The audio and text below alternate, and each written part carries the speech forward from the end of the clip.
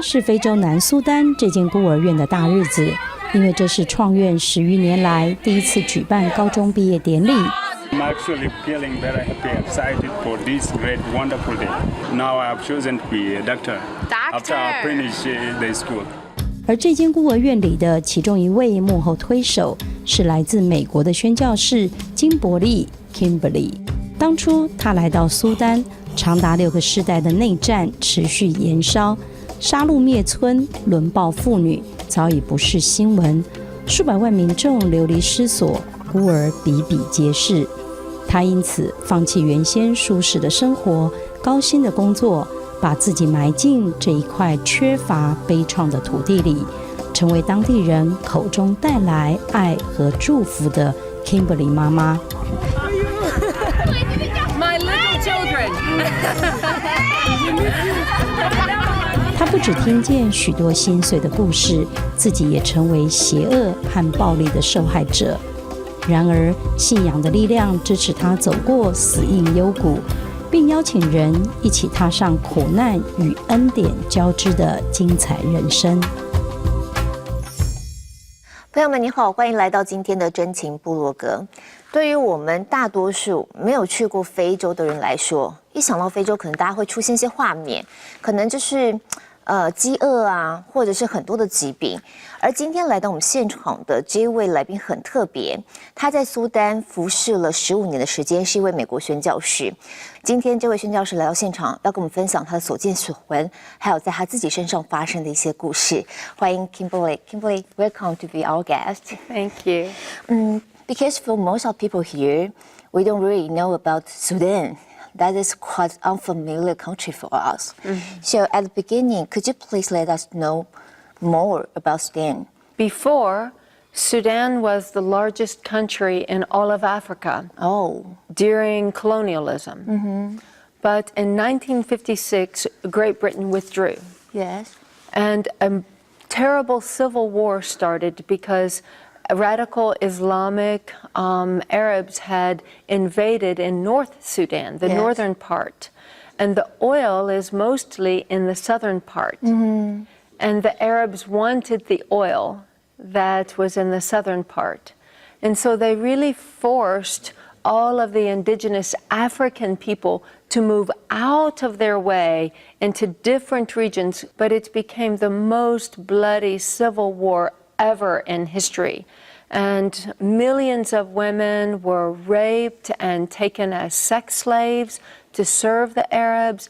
Millions of men were killed so that they could take the women, and the children were just mostly left behind on their own. Until now? Until now. It's left a horrible mess. But in 2011, the southern part of Sudan became an independent nation. So now there are two nations, Sudan and South Sudan. But there are two very evil men, the president and the former vice president, who are taking the money from the UN and from the US, the aid that they get, and they're just, instead of building roads and instead of building hospitals that this money is to be used for, instead they're using it for their own personal gain. Corruption. And so the people are still starving. Yes. And they're not paying the soldiers, the Sudanese soldiers. And so instead, the government has sanctioned rape as a weapon of war. And so they tell the soldiers freely, you can go into these villages and you can pillage the village, you can take whatever you want, you can kill the men, you can rape the women, you can steal the goods. And so they put the women in camps where they just rape them and rape them. It's really a war that for most of people here cannot imagine. Right. And you are a missionary of Sudan now, but when and how did you become a Christian? Well, in my home, there were no Christians. And so when I was 11 years old, I heard the gospel for the first time. In school? No, I went to a church because they had vacation Bible school. And it was summer. Yes. And I was bored. And someone told me there were free cookies. And that there would be lots of games. And so I thought, okay, I will go. But when I went, the people were very kind. Yes. And I was poor. and I was dirty and I was not very well behaved, but they loved me anyway. And they shared the gospel. They told me that Jesus Christ had died so that I could live. And I thought, I was only 11, but I thought, I need a friend like that. And so I became a Christian, and I was sort of like John the Baptist in my family. I was always telling my family about Christ and hoping that maybe one day they would come to know. But I was a child, and they thought I was just being a silly child. And for quite a long time, you were a CEO of a company before. So what made you to give up such a great job and become a missionary? Well, when I was young, we were very poor. And I always felt like maybe something was wrong with me.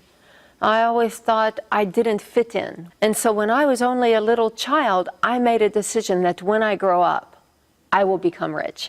I will make money. And so I worked very hard to have that American dream, to become wealthy, to become successful. And I was really good at it. I made a lot of money very young, even when I was still in my 20s. I lived in the right houses. My kids went to the right school. I had a handsome husband. Everything on the outside looked good. But you know, inside, I don't know what Jesus means when he talks about the abundant life.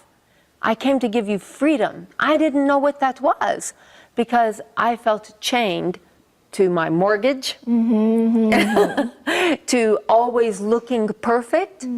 I felt chained to what people thought about me. I started crying out every day, Jesus, there has to be more. There has to be more. I'm still not happy. What's wrong with me? There has to be more. And so one day I was driving on my way to this corporate job. And suddenly I had this vision. It's kind of like a mental movie in my head. In this vision, this truck, it came out of a side road. It was a big truck with trees and logs on it. And it came plowing right through my car. And I flew out of my windshield and I tumbled across the windshield and onto the pavement, and I was dead. And God came to me in this vision and he said, I'm so sorry, your whole life is finished and there's nothing that is left for eternity. And I was surprised. I said, but God, I'm a Christian. I've been a good person. I don't do bad things. He said, yes, but everything you've done in your own strength. You've been living the American dream, not my dream. And so then I argued with him and I said, but look at my children. My children are very good children. They've been paying attention and they do soup kitchens and they go to homeless shelters and they go to church. And he said, exactly. They've been watching you and they're doing exactly what you're doing. They're pursuing the American dream. They just want to be good people and they want to be pretty cheerleaders and they want to drive nice cars. But nothing will matter because it's not building my kingdom for eternity. And it broke my heart. I thought, oh my God, I'm teaching my kids to only look good on the outside, but they know nothing about being willing to die for Christ. They know nothing, I know nothing about suffering. I've never really suffered. I've had pain, of course we all have pain, but I've never understood what it means to participate in the suffering of Christ that we are told to do. You were about that 40 years old then? Oh, not quite, but almost. Yes. By then I was in my late 30s. Okay, so as a middle-aged woman, you have your own career and very wonderful family. You have your own comfort zone. Yes. It must be very, very difficult to make up your mind to make a big turn in your life and to become a missionary. It was difficult because I knew Jesus tells us to count the cost. I knew I would have to take my children from their school, from their comfort zone, from their friends. I would lose everything that I had built my life around, and that wasn't easy. So it took at least a year of arguing with God and fighting with God and fighting with my husband before finally I surrendered. So how did you start your missionary work? At first, our church was asking us to go to Spain. They were telling us that Spain and in Europe, it's the least Christian continent in the world because the old ways of Christianity, they've died off and people have forgotten that. And so now it's very modern and they reject Christianity. And so at first, that's where we went. But it was while we were there that we found a brothel, a house of prostitution for little bitty children. The youngest was only about 6 years old, and the oldest was about 16. And all of them were African children who had fled Africa trying to come to Europe to find a good life, a safe life. But instead, people had taken advantage of them and were forcing them into prostitution, and then they would film it on the internet and sell it as pornography. It broke my heart, and I thought, you know, but by the grace of God, they could get my children. None of us are safe, and we have to do something about it. And I know there was something happened very terrible because of the principle, even the principle of the orphanage. He was molesting them, of course, himself also, but he told us that if we didn't leave, he would kill us. And I was scared, and so of course I wanted to leave. And then I realized I felt like Esther. Do you know Esther in the Bible? Yes, yes, the queen. And finally she knew, she was afraid. She didn't want to stand against the king. Yes. But finally Mordecai told her, how do you know? Maybe you were born for just a time as this. Yes. And that was my Esther moment. I realized this is why I'm alive. I realized that the joy that Jesus promised would only come when I found why I'm on this earth. And it's to fight that evil that wants to harm women and children in such an evil way. And I looked at my daughters and I knew if I walked away and allowed that evil, they would never believe anything I said again. So how did you do? Because they threatened to take our daughters. Yes. And so we sent our daughters back to Alabama, our home, and they lived with friends and family so that they could be safe for a while we went to the government. But it turns out that the government, this was across the border in Portugal, and it turns out that the government was a part of the problem also. And many of the government officials, they were also raping the children and they were using them for prostitution. And so of course the government didn't want to do anything. And so it took us 2 years of fighting before we could get that brothel closed down. But finally, when the brothel was closed, most of the children were just sent back out on the street. And so of course they would just be used again. And that is when we decided that we must do something. That is when we formed Make Way Partners. And we must do something that will protect the children before they are taken as slaves. We must go to the places where the women and children are vulnerable and protect them before they're raped and before they're taken. And then you went to Sudan? Yes. You know, God, He's so kind.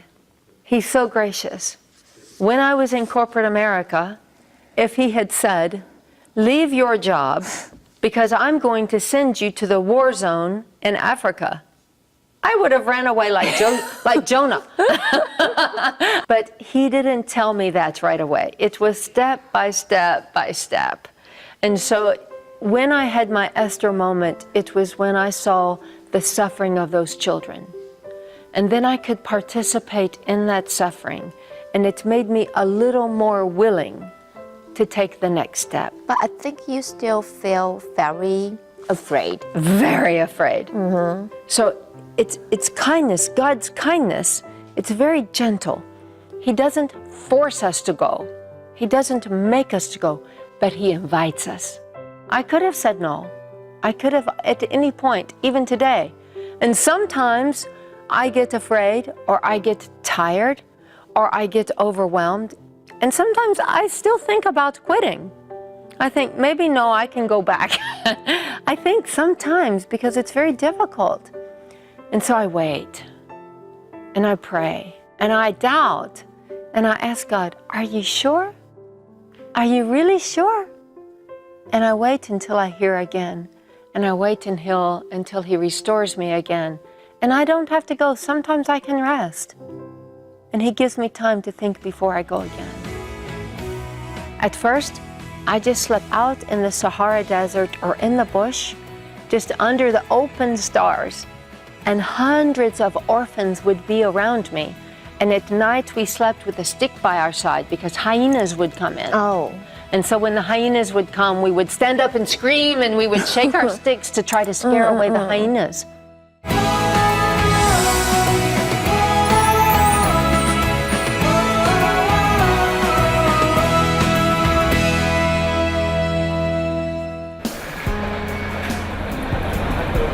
为了让更多人了解苏丹的惨状与需要 ，Kimberly 成了空中飞人，经常单枪匹马地到世界各地演讲。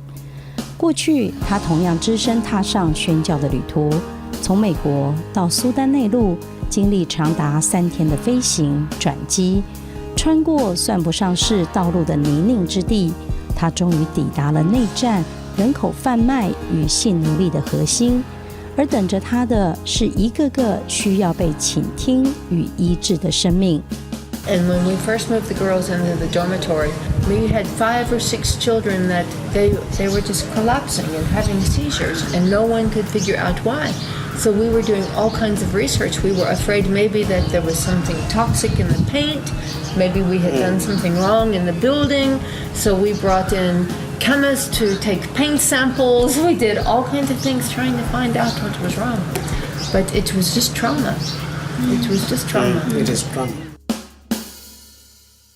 最后 Kimberly 终于是到了苏丹，可他真没想到苏丹的状况有多惨，远超乎他当初的想象。So 15 years ago, when you first time were there in person, and I mean, how were the women and children be treated? I was not prepared. I had never seen anything like it in my life. There were 10 women for every 1 man. Because when the soldiers would come in, they would immediately kill all of the men and rape the women. But they left the women alive. And so all of the women knew how to survive, but many of them, some of the soldiers, they had even raped them with sticks. And it would tear their uterus, and they would tell them, this is so that you can't make black Christian babies. And so they were bleeding, and they were leaking urine. And sometimes the UN would come, and the UN would drop food, maybe sometimes from planes. They would drop the food with parachutes, or sometimes they would bring it in, but they would not oversee distribution. And so even when the UN left food, most of the time the corrupt businessmen would come and take the food. And then they would sell the food on the black market. And so there was nothing available for the women, and they were just going out in the bush and trying to find leaves, and they would take a bucket of water that they would get from the river, and it was dirty. It had cholera, it had all kinds of disease in the water. But the women were just picking the leaves and the grass, and they were boiling it in the water, and that's what they were feeding their children. And so the children, they had diarrhea, and they were dying of malnutrition and dysentery. It was just, it was terrible. And I spent many months just listening to their stories. And how did you feel about all this story, all this tragedy story? I wanted to run. Mm-hmm. Every day, I kept a calendar. And at first, I just kept thinking, all right, I'm going to check off this day. And I'm going to check off that day. And when my time is finished, I'm going to leave, and I'm never coming back. I will be finished. But then one day, I went to a refugee camp. And there was a little girl, and she looked to be maybe 6 or 7 years old. And they brought her to me, thinking that maybe I can help this little girl. But the medicine that we had brought, it was already finished. And there was nothing I could do. And she had, her eyes were infected, and there were there was mucus running down her eyes, and she was very malnourished, and they wanted me to help, and I couldn't help her, but I knelt down on my knees in the dirt beside her, and something in me changed. It was only the Holy Spirit, because when I looked in her eyes, her name was Teresa, and when I looked in her eyes, I said, Teresa, I'm sorry. I have nothing to give you, but I promise you, I will go to America, I will go to everywhere in the world where they will listen, and I will tell your story, and I will find the money to come back and to bring you medicine and to help your people. That is when Jesus got in my heart in a very deep way, and it's like he made me one with the suffering. Their suffering was the same as my suffering in that day, and it forever changed me. You know, the book of Colossians tells us, the Apostle Paul says that it's my joy to suffer with the fellow Christians in the church. And so on that day, I left her, and I kept that promise. I went back to the US. I've traveled to many other places, and I've told the story of Teresa, and I've been raising money to help those people. But by the time I got back to Teresa had already died. And the women, they couldn't even tell me how she died because they had no doctors. They had no way of knowing what killed her. So there is no one can protect them? No. The very government that is meant to protect them, that's the government that is doing the genocide. See, we've had this now, this genocide. We've had it now for 6 generations. And so there is no one alive who was not born into war. Even their parents were born into war, and even their grandparents were born into war. And so it has reshaped the entire collective psyche, heart and soul of the people. And so there is no value for the dignity of human life. How about humanity? There is no humanity. There's no value left. There are only a handful. God always has his remnant, always. And there's a very small handful of faithful men and women. One of them I write about in my book. His name is James Lualatak. He is a very faithful man. Another one is Romano Nero Aguma. And these men, they come together and they're the ones who they lead the orphanages. We help them, we provide, Makeway Partners provides the money, and we provide the training so that these few faithful men of God, they're raising up children in a new way so that we can break that cycle of violence. Those children, one day, they will be leading the country. That's our hope. And they're not, instead of looking to the UN to be peacekeepers, we're raising up a generation of peacemakers. Oh. We just have to be patient. But at the beginning, when you began to take care of these orphans, what was the biggest problem you had to deal with? At first, I just slept out in the Sahara Desert or in the bush, just under the open stars. And hundreds of orphans would be around me. And at night, we slept with a stick by our side because hyenas would come in. Oh. And so when the hyenas would come, we would stand up and scream, and we would shake our sticks to try to scare away the hyenas. But you know, in 10 months, we lost 278 orphans. And the number one cause of death was from hyena attack, because they would eat them at nighttime. I couldn't protect them all. And that is when I knew we had to start building buildings. But see, no one had ever done it before. No one. And I didn't know if it was possible. And so I cried out. I thought, God, it's too big. It's a far-fetched dream. It's bigger than me. And he said, exactly. Everything that you were doing in the US, that corporate job, all of that money, see, you were doing that in your strength because you're a strong woman. But now I'm asking you to do something that's bigger than you. I'm asking you to trust me. You just be faithful. You tell the story, and I will bring you the funds. So you went back to the US and told the story. and tried to raise the funds, and we did. We raised millions of dollars because we had to bring, there are no supplies in South Sudan. There aren't bricks, there's not cement, there's not wood, there's not steel. And so we had to buy all of the supplies 2,000 miles away in Nairobi, Kenya. And then we had to hire drivers that would bring it, and there aren't roads, and there aren't bridges to cross rivers, and there are bandits and soldiers and bad people.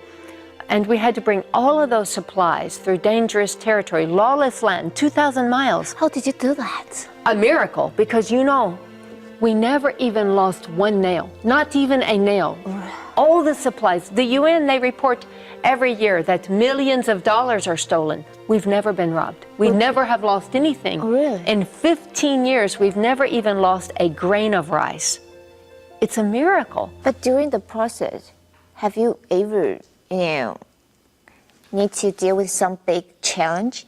Of course, many challenges. And I think maybe the toughest thing was one day when this woman was dying, she cried out to her best friend. She said, "Please don't let my baby die. Promise me you will find a way to save my baby." And so this woman, she brought the baby to me, and she had it wrapped in rags. And the baby that now was maybe 3 or 4 days old. But the baby still had afterbirth and blood and feces all over the baby, hadn't even been washed. And the baby was so weak and dehydrated that even when I tried to give it water in an eyedropper, the baby couldn't take, the baby couldn't suck. And so every day, 24 hours a day, I just had to keep prying open the mouth and trying to get in the water, get in the water, get in the water. And then we took some goat's milk and we boiled the goat's milk. And again, it took many days. And so for 2 months, I took care of this baby. But finally, the baby was strong enough. And there was a woman in the village who promised she would take care of the baby. And so I gave the baby to this woman. And the baby had been gone for maybe 1 day. But then the friend, she came back. And she said, that woman in the village, she got afraid. And she put the baby back in the mud hut, and the baby's dying. And I got so afraid, and so I started calling for James, because no one else spoke English. But I couldn't find James. And I knew I should not go out alone, because I didn't know my way around the village very well, and because I was the only foreign woman. But I was afraid that baby was going to die. And so I went out looking for the baby, and I was calling for James, but I couldn't find him. And then I remembered that sometimes James would go down to the river, and he would pray and watch for the sun to set. And so I thought, maybe James is at the river. And so I started to make my way down the hillside to go to the river. But when I got to the bottom near the river, what I saw over there was a whole group of men wrapped in the Arab costumes. And I realized, I've gone to the wrong place. But it was muddy and I couldn't make my way up and I fell. And before I even knew what was happening, they were on top of me. I didn't know the language, I couldn't understand what they were saying, but they just started screaming at me and they were pulling my hair and dragging me by my hair and they were kicking me. And one by one, they started to rape me. Suddenly, I heard a machine gun. And all of a sudden, those men in the white robes, they just started falling over like dominoes. And this black man, this large black man with this, he put this machine gun around him, and he reached down and he picked me up, and he carried me out from all of these men. He carried me up to a hill, but then, I don't know, I was just kind of crazy. I wasn't thinking right, and so I tried to grab his gun, and I was thinking to kill myself, but he knew what I was going to do, and so he pushed me down, and he wouldn't let me have the gun. And he helped me to get dressed again, and he helped me to walk all the way back to the compound where I was from. And I was just crying and I couldn't see and I I laid down, but I couldn't sleep. And all of a sudden, I don't know, I was a little bit crazy. I don't know how much time passed. But all of a sudden, I looked out and I saw coming towards me something in the night. I didn't know what it was, but something in my body, I think it was the Holy Spirit, just told me to sit. And I sat up on the edge of my cot like this, and I just put my arms out like this. And it was that woman. And she brought back baby Elijah to me. And she put that baby in my arms.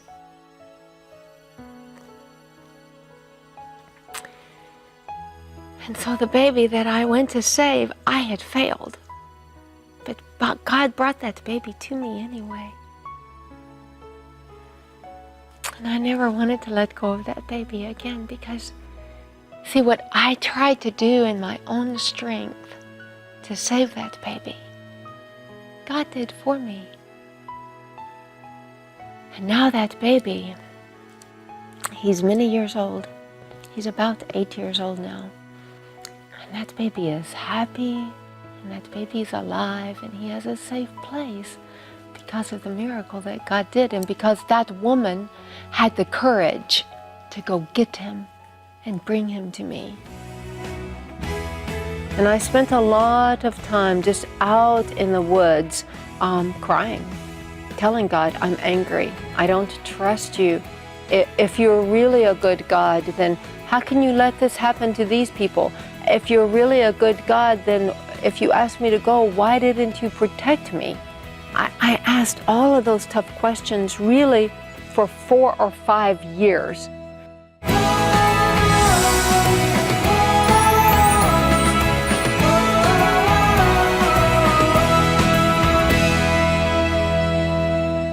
I'm here to talk about the importance of equine healing, especially for patients with PTSD or women who have survived violent rapes or even children. 在遭受残忍的轮暴对待后 Kimberly 有很长一段时间深受压力后创伤症候群的困扰，需要接受专业的马术治疗与心理咨商，以释放她心中巨大的愤怒与哀痛。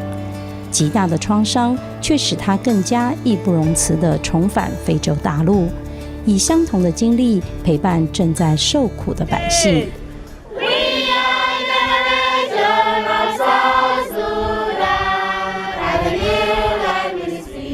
每当 Kimberly 要暂别苏丹的时候，他总是为孤儿院里的750个孩子一一祷告，正如同校歌里所唱的，新的生命即将展开，他因着苦难而与苏丹人民紧紧相系，然而他们也携手迎接人生崭新的盼望。New life is coming up, oh yes.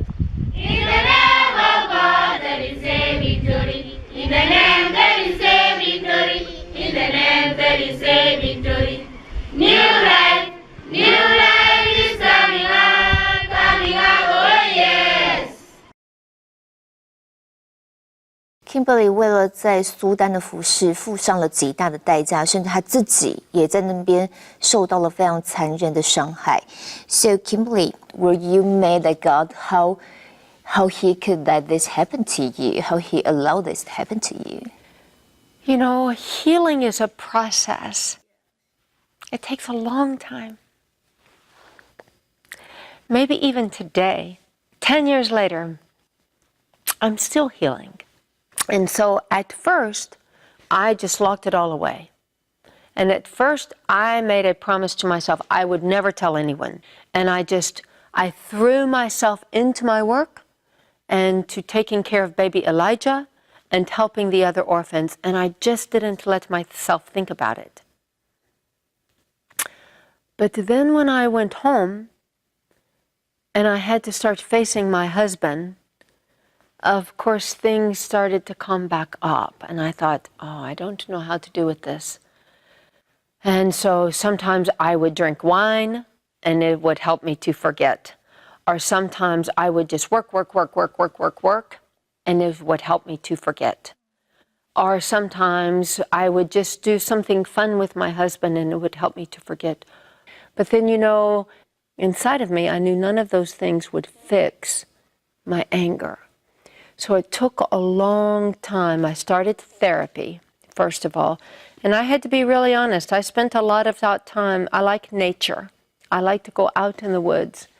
And I spent a lot of time just out in the woods crying, telling God, I'm angry. I don't trust you. If you're really a good God, then how can you let this happen to these people? If you're really a good God, then if you asked me to go, why didn't you protect me?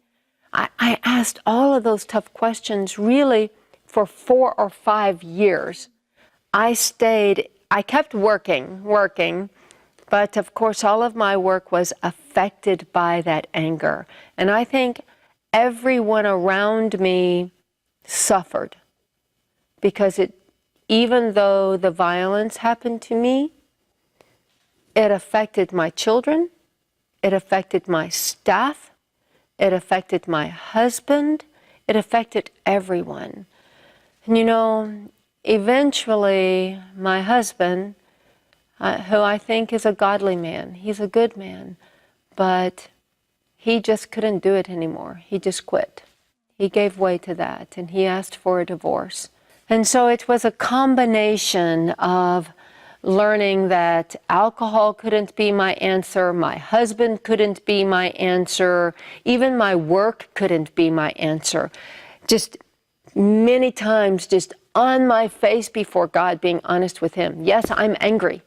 Yes, I don't understand. But God is bigger than my anger and he could handle it. He said, fine, be angry, cry, rage, shout, drink, scream, do whatever you have to do. But when you're done, remember, you still have work to do. Did that come for you? Not always. Yeah. The blessing, the real glory in that was for the first time in my life, I didn't feel shame for being angry. You see, I had been taught something in my head, and even with my husband, when I was angry, if I drank, or if I shouted, or if I was depressed, I felt ashamed, and so I would shut it back down and try to freeze again. And it wasn't until I said, enough of that. None of it's working. I'm going to be naked and ugly before God. And that's where God met me. He didn't meet me with a smile on my face. He met me when I was real. And sometimes, it's really easy to go to church and get caught up in being happy again. And it's okay to be happy. Sometimes I am happy. As a matter of fact, a few months ago, God brought a new man in my life. His name is Scott, and he brings me great joy. And he has gone to Sudan with me. Did he have any struggle when he go with you? Yeah, I think, it's scary for him. Yeah. It's natural. A man, he loves his woman. He wants to protect her. It's natural. But the difference is he's willing to walk through those hard things, and he understands when I'm angry. And he understands when he can't fix it. Sometimes he wants to fix it, but he understands his limitations. He's a man too. He's just a man. He's not my God. I'm just a woman. I can't be his God. And so we both have to work out our own salvation with fear and trembling with God of our own understanding. And how about your 3 daughters? All of them very supportive to your job? They're very supportive. They're strong young women in their own right now. My youngest, she married a Sudanese man, and she's in nursing school right now. He is a Sudanese teacher. My middle one, she is in Colorado, and they are both serving the Lord and figuring out what their own journey is. And my oldest, it's the same way. They're married to 3 very good men, and God is working His own unique plan in their lives. So they are following your steps in some way. That's right. But as a mother, don't you worry about their security when they, go? Yes. Of course. I've taken 2 of my daughters there. Mm-hmm. And I've told you one of them married a Sudanese man. And so, of course, she will be going back. But I have to remind myself that just like I am a child of God, even though I love my daughters and it was my job to raise them, they're adult women now. And they're children of God first, not mine. He loves them even more than I do. I have to trust Him with them. So after 15 years ministry work there, you already have 3 orphans. What difference did you see on those kids? The one on the border of Darfur is the oldest one. You have the Darfuris and you have the Dinkas, 2 separate tribes. And so there's a lot of ancient hatred among these people. And so maybe this boy knows that this one's father raped his mother. And this one knows that this one's father killed his father. And so we bring them both into our orphanage, and we put them in the bed side by side. Every night they go to bed together. And of course, there's an adult in there watching, supervising, making sure that they don't really kill each other, because they might. Uh-huh. But instead, someone is praying with them each night, all night. And instead, when maybe they steal a piece of bread, we feed them 3 meals a day, but when they first come in, they're still afraid that maybe there won't be enough. And so when they fight or when they steal, we don't punish them. Instead, we sit them down and we talk to them about, there's enough. There's enough for you. You don't have to be afraid. And we give them an opportunity to talk about their story and to talk about why they're afraid. And sometimes they're angry and they're not going to talk. And it takes a long time. This is not a quick, just like my healing process, it's many years. It's not fast. But sometimes it takes a couple of years before they even begin to relax. And they realize we're not tricking them, that really they will be fed again tomorrow. And they will be fed again tomorrow. And day by day, they're hearing about the love of Christ, and they start thinking, this is different. Maybe this is a good way for me to follow. We don't force them. No one is forced to become Christian. No one, if they say, I worship Allah, we're not going to punish them. We just keep loving them in the name of Christ. And eventually those boys, they grow up, and you see them. There are many of them. You see them, and they're holding hands, and they're walking around the schoolyard, and they're holding hands, and they're laughing, and they're praying together. They call the other children together, and they say, let us pray. And now you have new ministry plan? Yes. This year we're building a hospital. Hospital? Because each one of our orphanages, they have a small clinic, but we can't do surgeries. Mm-hmm. And so if a girl is raped and she's only 10, 11, 12 years old, and she's pregnant, her body, it's too small. She can't pass a baby. And so many girls, they die in childbirth. But if we could do cesarean section, then we could save these lives. And if the women, they're raped with sticks and they have fistula damage and they're bleeding, we could repair them. It's very simple surgery. So we need a hospital with a sterile surgical unit, and that's our big plan. So right now, I'm begging Taiwan to partner with us and to help us raise the funds for this hospital. And what is the greatest gain in your life through this missionary experience? When we discover that unique dream that God had for us when He knit us in our mother's womb.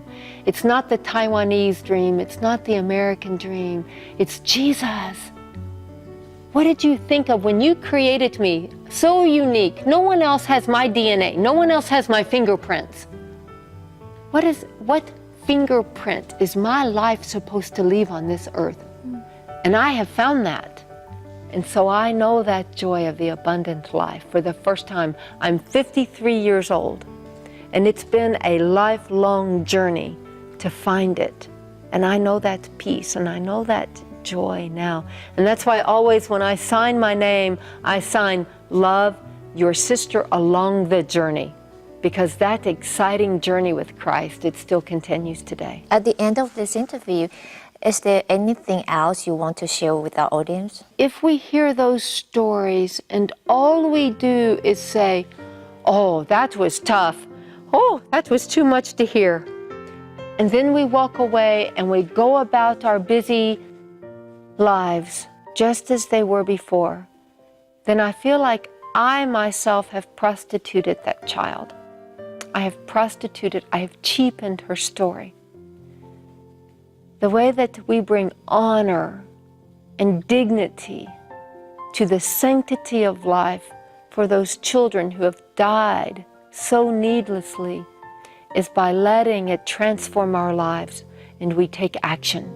We give of our treasures, our money, our time, our prayer to make a difference for those children. 今天 Kimberly 来到节目当中，很多分享的故事哦，是真实发生的，而那个世界我们真的是难以想象，真的只能说神的心思意念远远高过于我们的。我们只要确信，在他手中的计划都是美好的。确信这一点，有的时候当我们在看待完全无法想象的世界的时候，或许我们知道，我们定睛看着神，你就会了解，或试图去了解。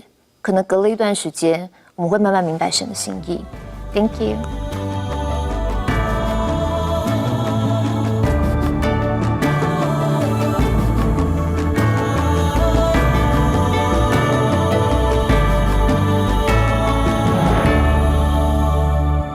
神迹对许多人来说是生命当中一次神奇的记忆，但是对基督徒来说，神迹则是上帝在我们一生当中工作的痕迹。我相信对很多人来说，神迹你期望的是越来越顺利、幸福，你希望神迹带给你发财，神迹带给你家庭美满。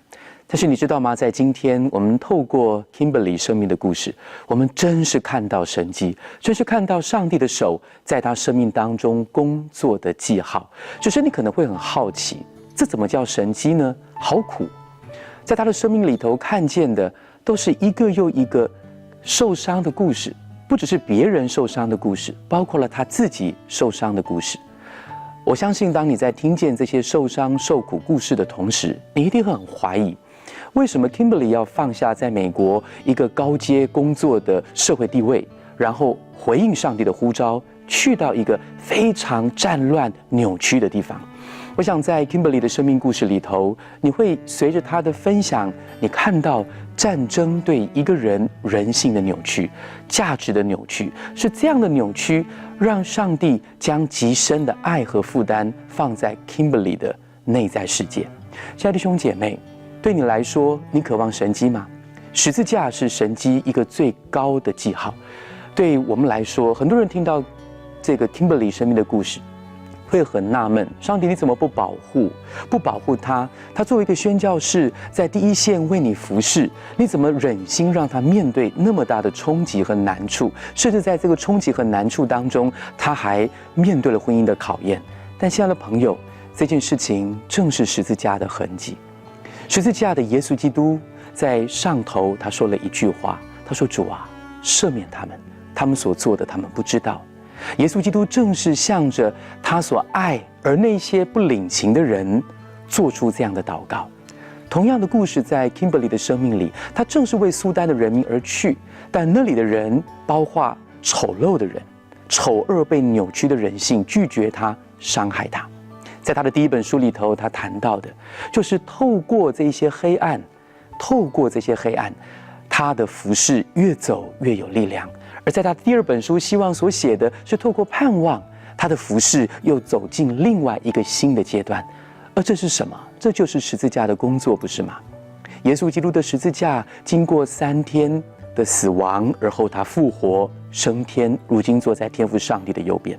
每一个十字架带出的爱，都走过极深的黑暗，这个黑暗可能是别人对我们的生命伤害所造成的，我们可能找不到答案为什么，但是耶稣基督的受苦回答了这个为什么，他与我们一起在那个受苦的现场。亲爱的朋友，如果你正在面对极深的受苦，我邀请你来到十字架的面前，透过耶稣基督与我们同在一起受苦，我们一起经历他的安慰。我们来祷告。天父，透过 Kimberly 姐妹她生命的见证，我们看见那极深的黑暗，等候的不是眼泪伤心，等候她的是复活的盼望。